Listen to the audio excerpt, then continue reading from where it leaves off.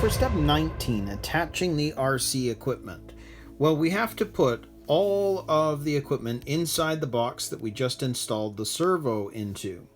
Now, I've done this off camera because I think in the end you need to see what I've done as opposed to me kind of doing this with you, simply because the way in which this goes in, I need to figure out what was going to work best for how I'm going to be doing things, because I want to have access to the receiver for one, which, to be honest, in this kit that's a little more difficult, because there are a number of screws that screw this onto the top frame of the HotShot chassis, which means your actual RC equipment box is pretty permanent on a HotShot II chassis.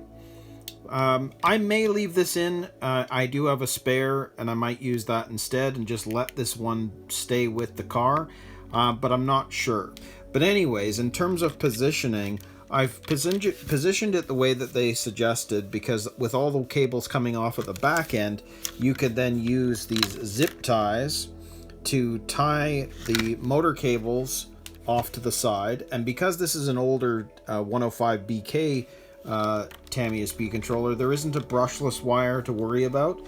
So I've just got the yellow and blue wires, which in a sense, maybe for this one, because of the way this is attached, it's nice not having a spare wire that you've got to try and fit into the box.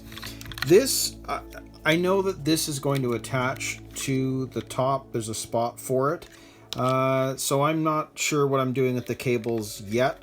So I've kind of curled them all up and put them in between the servo and the speed controller.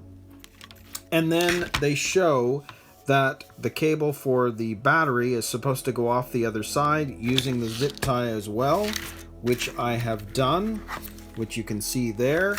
So it's off to the side, but they were also suggesting putting this through as well. I'm not going to, because again, I kind of want to be able to have as much access to that receiver as possible. But if I find it's not going to work, it'll be easy enough to slide it into the zip strap and get it out of the way. But essentially that is the electronics box.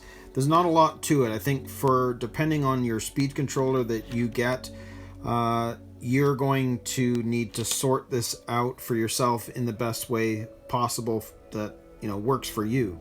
But for me, this works, and there'll be a final cleanup when I figure out the placement of this and then what needs to be done with the wires. But otherwise, that is step 19. So with 19 complete, we are now going to move on to step 20, attaching the mechanism box. And like I mentioned in the last step, you can see all the screws that have to attach this to the top of the chassis. So we'll get to that next.